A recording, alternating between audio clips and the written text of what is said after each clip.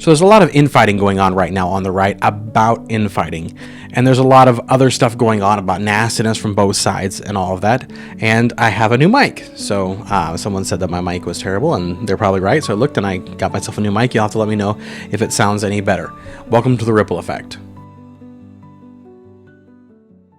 So to start off with, there's right now a huge fight going on the right about fighting on the right. And it all centers around, not all centers around, but a primary portion of it centers around Matt Walsh and some tweets he put out a long time ago after, not a long time ago, but a month ago after Charlie Kirk died, calling for us to bury the hatchet, so to speak, on the right and come together as it were, right? The problem is it was a good sentiment, right? And in the emotion of the moment, I understand what happened, why you would say those kind of things, and why you'd try to reach out. And I agree, as the right, if we get our priorities correct, as the conservatives, if we get our priorities correct, there's no reason not to bury the hatchet and to mend some fences, right? If people are willing to get their priorities right. The problem is a lot of people are saying absolutely horrible, crazy things, and that can't be defended. You can't be defended, right? And one of the things that Matt Walsh is saying is that because he's loyal, hence he has a problem with attacking anyone on his side or his friends, right? And there's a lot of question there because, you are or soon will be who your friends are. And we've seen that all throughout history. So it's not just, me quoting something as trite and saying that's the truth. This has been seen throughout all history. Whoever your friends are, you're bound to become somewhat like them in some degree, or at least be okay with what they're doing, and then you condone it because of who they are. But we're seeing this, and here's the problem.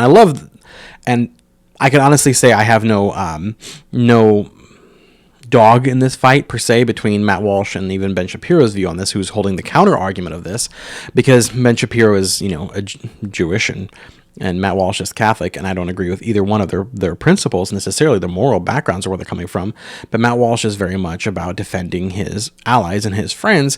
And Ben Shapiro's point is that when we shrink the windows on one side, specifically, like the left is shrinking the window, and you can see how it's being shrunk by their extremists.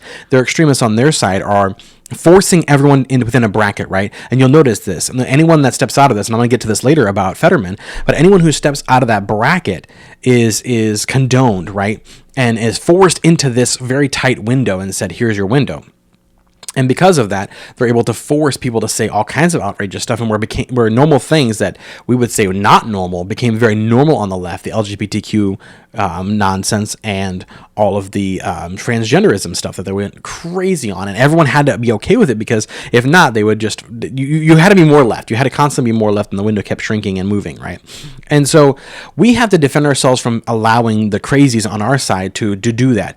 And the problem is, because there are so many times that we are attacked by different situations, I can even think of as churches being attacked by, for example, Obama, his IRS going after churches, it makes you susceptible to conspiracy theories. It makes you susceptible to looking for a deeper meaning behind things. And the problem is, then it lends itself to people like Tucker Carlson, Candace Owens, Nick Fuentes, and Alex Jones, right? Who someone have either been on the right, on the conservative side, or are adjacent to it somehow, and because of that, they get lumped in all together. The problem is that when we allow these people to control the narrative, or even have a voice on our side, and not to say that they can't go out and do their own thing, or they're not allowed to have a voice per se, but when we allow them to have a voice on our side, we're saying that we condone that, and that we're okay with that kind of thing.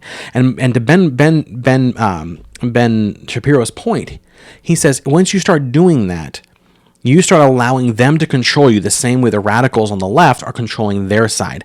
And it says that it's okay, and then you allow more and more of this garbage. And the problem is, it's like with a child. You have to call them out when they're doing wrong. And here's the point. There are many people out there that if Matt Walsh hasn't gone too crazy yet, but if the Tucker Carlsons, or even, I guess, Megyn Kelly got involved, or all these other people were to start waking up to what the crap that they're saying and changing, we would accept them back in open arms and say, I'm glad you finally saw the light of the nonsense you were diving into. All right. But that's not what's happening. We're just told, just love on them and it's okay. And it's your friends. You can never say nay against your friends and all that stuff. The friend is the one that points at you and says, hey bud, you got a booger hanging out of your nose, right? The one that's not your friend is the one that just goes and giggles behind your back. Have friends who are willing to point out your boogers, and hopefully you want to wipe it off. Not the kind of friends that are just going to let you go along with it and just say, well, they're my friend. I can't say anything against them. I can never say anything horrible. That's so garbage. It's absolute garbage. I'm going to dive deeper into it, but I don't have time today. I had a long day.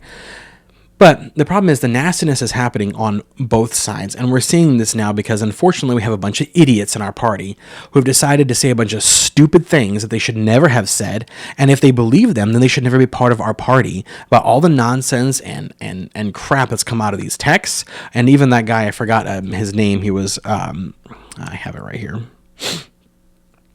But even the guy that was in nomination for Trump for one of his special consuls, which is Paul Ingrassia, I mean, the things that he was saying were absolutely horrific, and I absolutely think he should have been drummed out.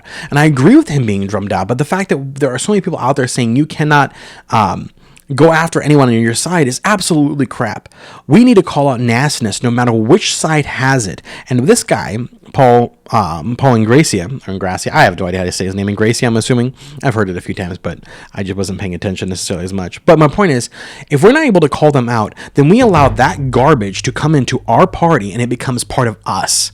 And we have to say no. And where I'm going to go with this is, the IFB gets attacked. Independent Fundamental Baptist churches get attacked all the time. And they get attacked all the time because of what they've done throughout a very long time. And not everyone, and not even a majority, but a lot of them have. Where anytime any kind of sin happened, they try to hide it and push it off, and maybe they'll move it to a different church. And there are countless people coming, one after another, trying to attack good churches out there because of this kind of crap that's going on. And the problem is, you're right, that doesn't make a good church. A good church that covers up sin is not a good church because they're covering up the crap. And they're willing for it to be let off the hook and pushed onto some other church or gotten rid of in some mild manner, or we won't talk about it, or just letting it happen. And that ruins the place, that ruins the church, that destroys it. And we cannot be like that. And we cannot be like that in our churches.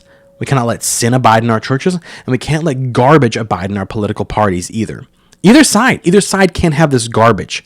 If we're going to be viable in any way, shape, or form, we cannot let that happen. Now, part of that is that the Dems are now trying to primary Fetterman. Why? Because Fetterman actually has a brain cell, which is mind-boggling to say about someone who had a stroke and can barely speak sometimes. And that's not a knock on his handicap. I think the guy is doing a great job and has overwhelmingly impressed me from what was originally being said about the guy. Now, he has a terrible voting record. However, he does seem to have some brain cells to rub together when it comes to normal issues where he's calling out the left on their stupidity.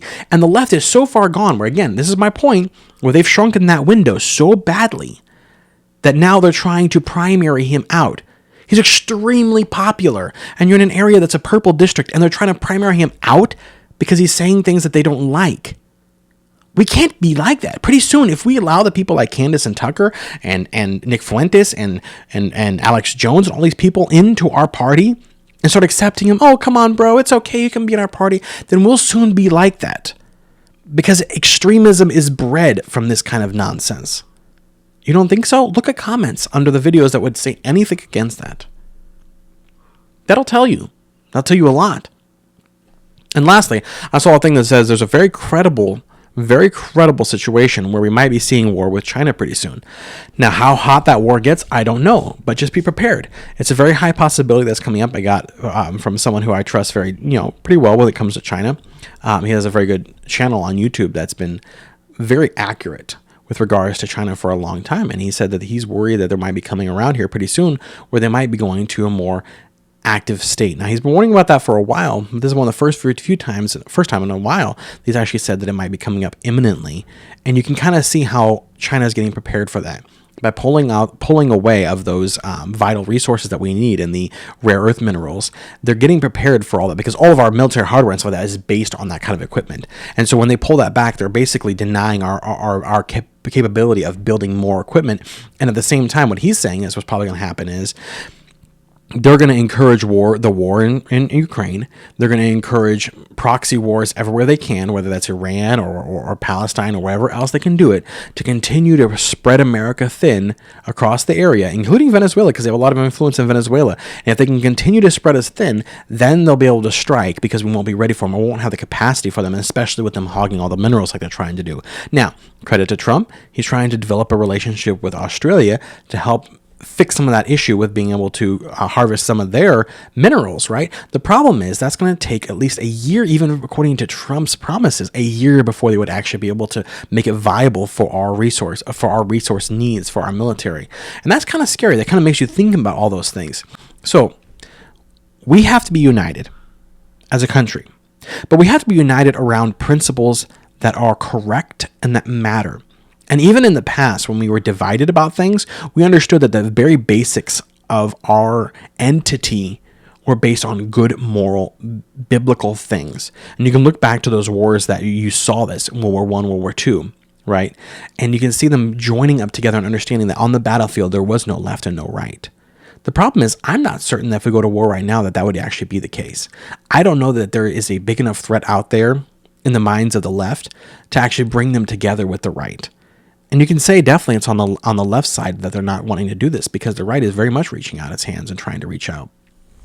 But if we continue to work on making sure that we are correct and we don't have that junk, the junk that crazy right is trying to push on us, if we push that away from us and continue to try to reach people with the good message that we have, guys, we have a good message to give out.